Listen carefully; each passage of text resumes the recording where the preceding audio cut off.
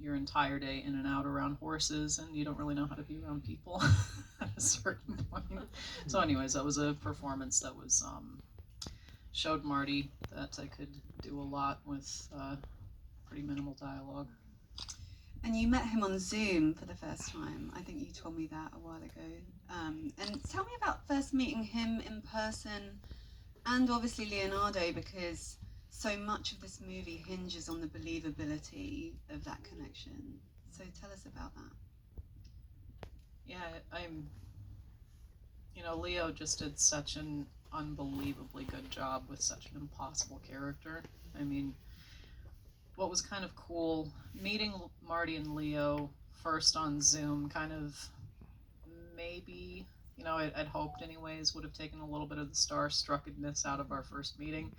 But of course, it just kind of just all over again when you're with them.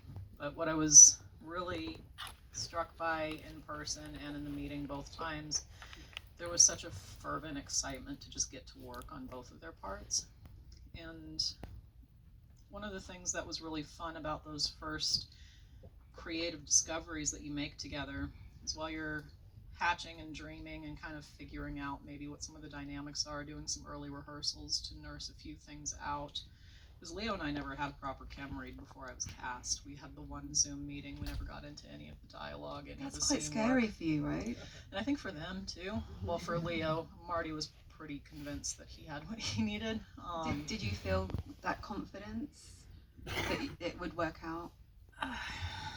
Not on your part, but in the connection part. For sure. It's kind of an unknown. I'm not sure that we really the full time felt 100% confident we would execute what was necessary to tell this, if you can call it, it's a love story.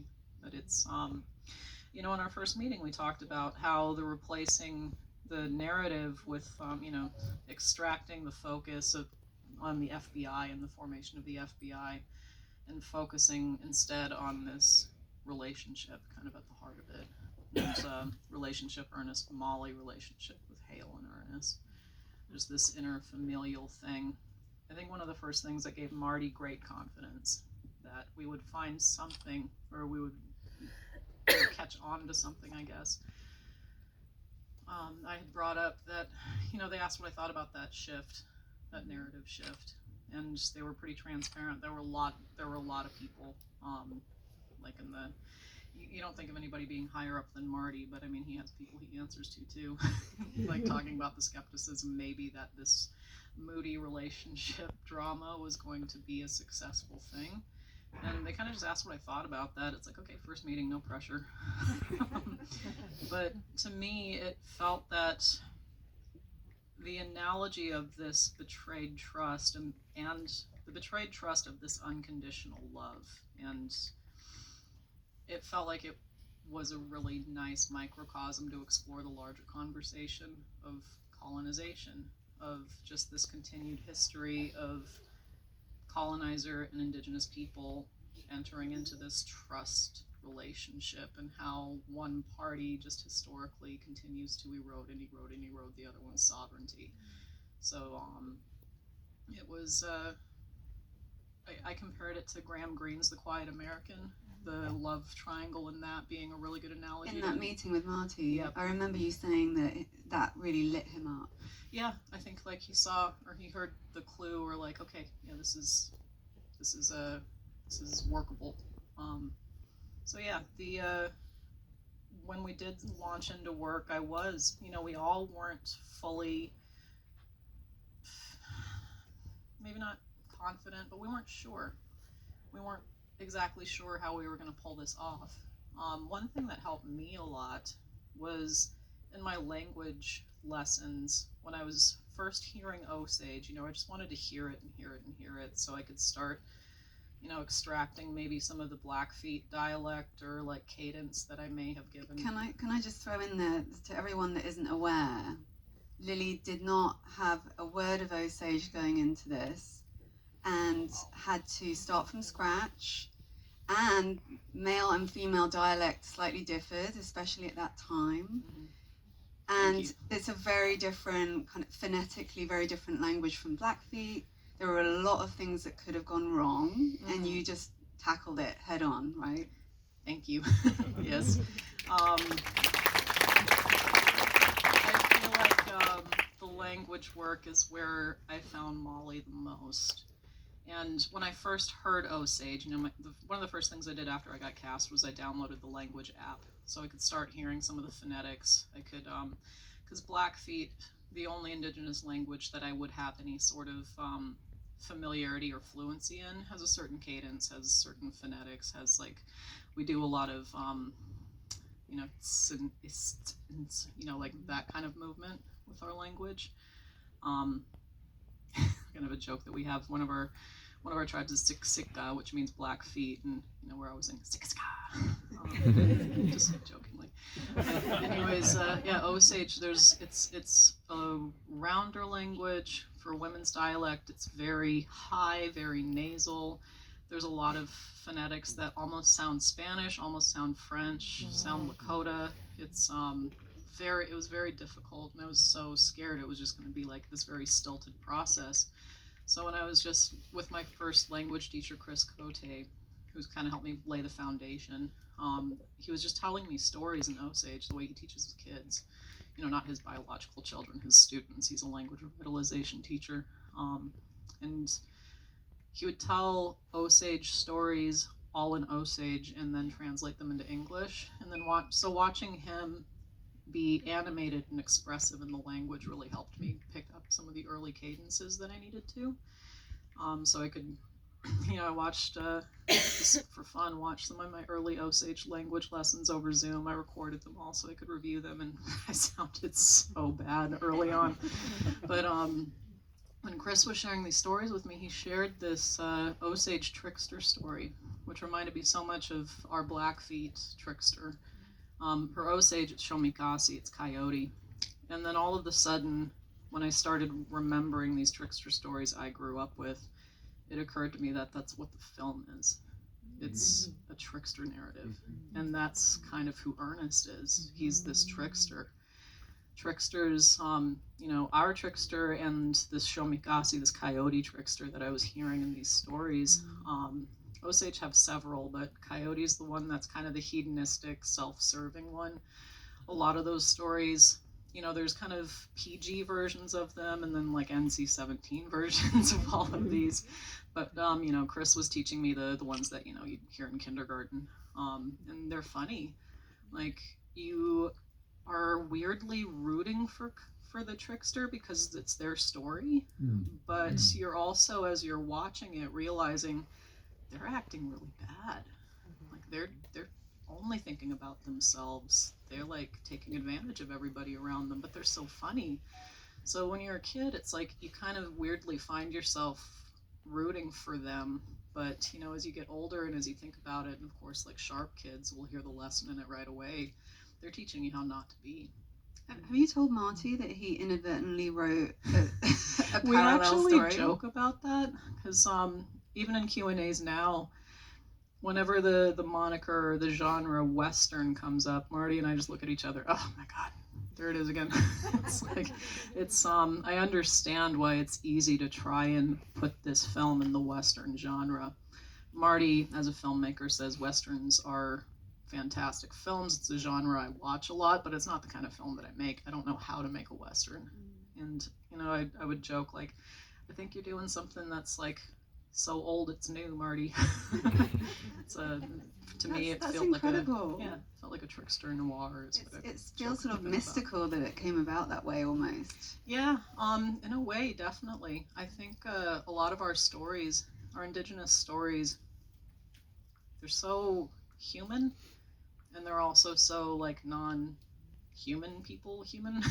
They're just very, we don't really follow this 3-act plot structure. We don't follow this hero's journey. It's like when you hear a lot of our stories, you always feel like you're maybe going to get a little ahead of it, but then it completely diverts.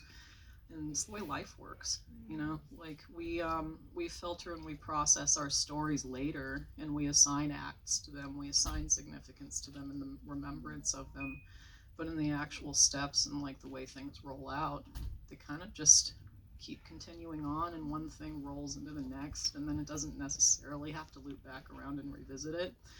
But where you do find that it happens, these full circle moments, or when you age with these stories, like me, hearing a lot of our trickster stories growing up, they carried more significance when I got older, particularly when I started dating.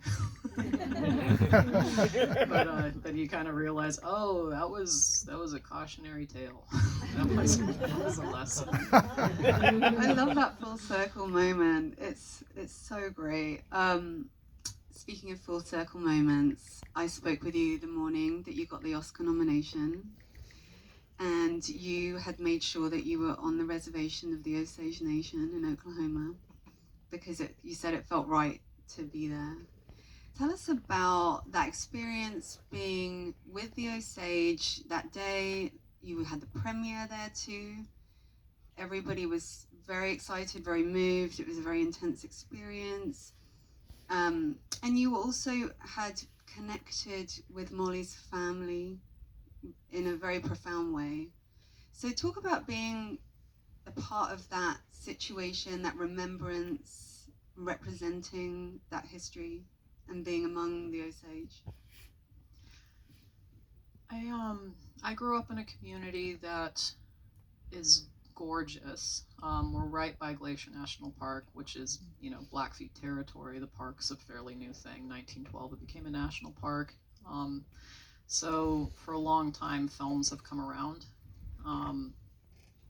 We're used to kind of having big crews around. We're used to locals being excited about being on set. Like my dad has great memories about working on Frank Rodham's War Party. It's kind of a source of cultural pride for Blackfeet. It was filmed in the late 80s, and that was a good experience. There have been times where a film will roll through, and especially if it's, not just a Western that's utilizing the landscape. It's like, there was a period of time where there was a film, maybe Cattle Queen of Montana, something that was done in the 50s, 60s that kind of romanticized Blackfoot people, and then suddenly everybody was part Blackfoot. And we still get that today. There's a lot of people during that period of time. It's like it's almost a joke now. But anyways, there's this element of when a film rolls through and can be a bit extractive, can get what it needs, kind of uproot some things in the community. Sometimes it definitely has the capacity to help build community. Like you need a location, you put the money into getting this building kind of renovated. But yeah, I think just in general, a lot of Indigenous folks who host outsiders that come in with some kind of agenda, some kind of thing that they want, that can go multiple ways. It can be a great thing or not. So I kind of felt like with this story particularly, because it was about Osage and we're coming in, just knowing what it feels like a little bit to be, what's the word? Not shoot up and spit out, that's too dramatic, but like having people like roll through, get what they need, and then gone, and then you don't hear anything anymore. Your community doesn't really feel any long-term benefit. I know that there's certainly a number of films that have passed through Pine Ridge that feel that way. Like Pine Ridge has really rich history, and for a while there I was getting a request to do some kind of film there that just felt so much like poverty porn. And then like there's a lot of families that will build a relationship with a filmmaker and then hate how they're portrayed, and then that person moves on and does great in their career. So it was really important to me, all that to say, because this is a real history. It's opening a wound for a lot of people, and this film we knew it was going to be huge. It was important that because I was playing Molly, that I developed these real relationships with her community, and that, not just while I was there, that I keep showing up. Like, one way that I did kind of apply, I guess, the way I was raised in some Blackfeet worldview into my time with Osage country. I approached families the way I would expect somebody to approach mine back home. Be taken to visit an elder, bring a gift, the way that you're raised to. Let people talk first. you know, not ask really super invasive questions. Just trust that if somebody tells you something, there's something in there. You know, there's not this like direct sort of like hunting for little evidence or like little anecdotes or whatever. It's like people just open up to you in their own timeline. And I feel like particularly when you're invited to something, you show up. You know, if particularly like if an elder invites you to come eat with their family, then you clear your schedule, you make it happen. So I developed while I was there these relationships that got into me, you know, and it just would have felt very wrong to me if now that I'm experiencing this like these spikes and accolades telling their story to not be there for it, to have, because it is something that, you know, you can take time to celebrate as an actor who's been at it for a long time, having this breakthrough. But you know, I got offered the part on Molly Burkhart's birthday, and that was like my first day where I was like, I'm carrying this. This is not about me. And I think maintaining those relationships goes through like after the film has come out, hearing people's responses to it, like holding some responsibility as, you know, responsibility of this community that has really embraced me long after production. And I mean, I went out, I got invited to Osage dances at Grey Horse the first year there. And where I come from, when you get invited to a ceremony like that, you make sure you go back for at least 4 years in a row. So I've gone back every year since. This is the 4th year. So yeah, I'm holding June.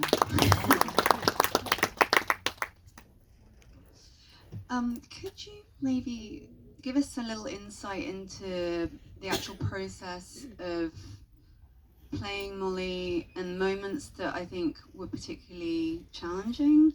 Perhaps a scene that has really left you with an emotional impact? I mean, honestly, I think that's another reason that I keep going back. Losing a child, even in a imagined way, losing your sisters. I thankfully, the little girl who plays baby Anna, the one who dies of whooping cough in the narrative, the one that finally gets through to Ernest. She's her name is Lux. She's the sweetest, greatest little girl. Every year I get a happy birthday, Lily, on my phone. I stop by and I say hi to her, say hi to her family, have dinner with her family. It's like, those scenes are hard to watch again because you develop these relationships with people that are very lasting, you know? I think I very much was aware, and people asking after me the whole time I was making it, how are you taking care of yourself? You know, how are you looking after yourself and all of this? And I've been, a lot of my career, you know, if you can call it that, a lot of my love of acting that has also been able to feed me in my 20s was educational theater. It was more about bringing these histories that were unknown into the classroom in a way that would activate the students' imagination a bit, activate their empathy. Instead of talking about the history of assimilation, instead of talking about the boarding school era, instead of talking about, you know, language loss, perform a show as a character who's going through it. And so there were several years, and it took a toll on me in my 20s, but a lot of times I would perform this piece for Native communities, for boarding school survivors, and every time, you know, if Native community is the one putting the show up, there's going to be somebody who comes up to me afterwards, brings me some kind of medicine, and just like asks me to like go make sure I'm taking care of myself. And that was the same with this. It's like the community, I was so concerned about taking care of the story, and also the people I was getting to know were so concerned that I was taken care of too. So I got invited to ceremonies there. I got invited to small ones, you know, just like weekly small family doings, and I would go. And I think the whole time there was this dialogue, because there is an Indian country. When you're talking about these traumatic histories, there's kind of a built-in community, like if you're lucky to have it. And you know, a lot of people do. They find their ways of processing things, but it's always done together. And I think the really wonderful thing about this film and how proactive it was about not just involving like Osage people, because I mean that's just a no-brainer. Bringing in to every aspect of production and indigenous presence. There was one day where one of the very featured extras, who's an Osage girl, Eric Iron, went around and asked all the background actors and every native on set their tribal affiliation. And at the end of production, figured there were more than 200 tribes that were present making this film. And you could really feel it on the big days, like the wedding, the funeral, the parades, when everybody's coming together. And it just felt like it always does when we get together in big numbers. We laugh, we have fun. So that kind of eventually worked its way into the tone of how we made the film. Like, because the native community there is so fun and so fun-loving, but then collectively we could turn it on when the camera was rolling and all grieve together or all celebrate together. Just like, it was pretty remarkable how it just always snapped in. And I think, like, I don't know if it's true of all of Marty's films. I think it probably, like, always takes on the shape of whatever the story is the way that the set works.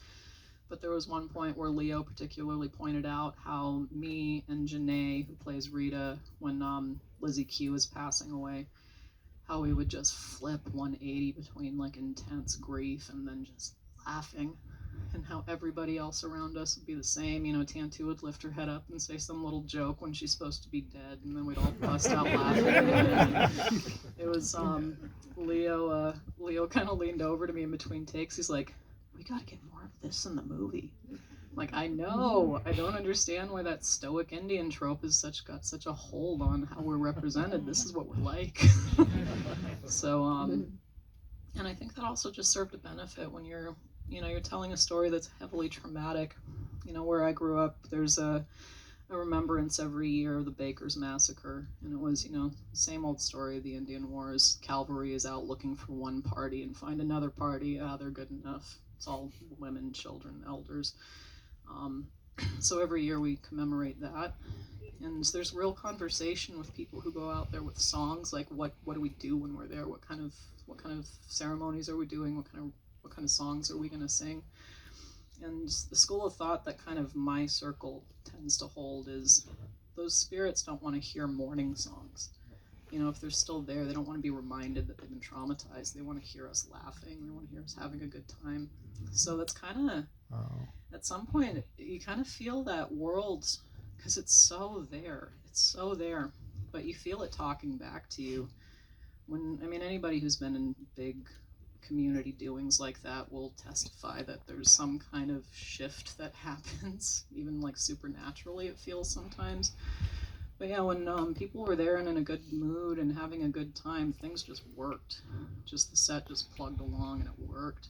But it felt like when the trauma was being a little bit too heightened or, maybe tipping into the melodramatic or living there too long, lights wouldn't turn on, just like the wind wouldn't stop and we couldn't get the sound with like the flapping of like, all the rigs outside and the light bounces. It would just be like we couldn't hear anything. It's like, all right, everybody switch over and have a good time. We're pissing all the spirits off. Just stochasticity, coincidence, whatever you want to call it. It just felt that this set was demanding that it be light, that people have a good time. And then when the cameras were on and we needed to bring it out, then everybody was so present and took it so seriously, but didn't stay there and didn't live in it. So I kind of feel just by nature of making film, the community was made with, there was this built-in process of being fully present with it, but then having, just kind of this communally accepted way of leaving it there. And one protocol I was also raised with when you have these intense experiences, if they're in ceremony particularly, but in your life too, before you leave, you call your own name so you don't hang out. So it kind of became a practice when I'd leave set, I'd just lightly call myself so I wouldn't stay there. Wow. We're sadly almost out of time, but I just want to throw in one last quick question. You are reuniting with Marty because he's executive producing your next film, The Memory Police. Can you tell us anything about that? Any hints? It is a book. Go find it. It's starting to sell out right now, of course. It's a brilliant author, Yoko Ogawa. It's on an unnamed island at an unnamed place, unnamed time. So, you know, it takes place nowhere, therefore everywhere. It's definitely, it's in a true, the adaptation is done by Charlie Kaufman. Wow. So it's labeled as a sci-fi, but in the way that like Eternal Sunshine or Synecdoche was a sci-fi, it happens very much in like the subconscious mind, deals with, of course, themes of memory, authoritarianism. It really appeals to me because, you know, when I say it's the kind of story that could take place everywhere, I think anybody who comes from a world culture or a history where there's been a systemic effort to erase your sense of who you are, your memories, your language, your culture. You know, in this film, like birds are disappeared because they're deemed unnecessary. It's a really incredible book. Definitely recommend it. I'm Yeah. so excited about Me too. this. Charlie Kaufman is one of my very favorite screenwriters of all time. So He's I'm amazing. stoked. Well, I just want to say that your work in this film is just transcendent and extraordinary. And I am so excited for you and everything you're going to do now. Lily Gladstone, everyone. Join us for the reception if you can stay, and please exit out the back. Thank you. Right.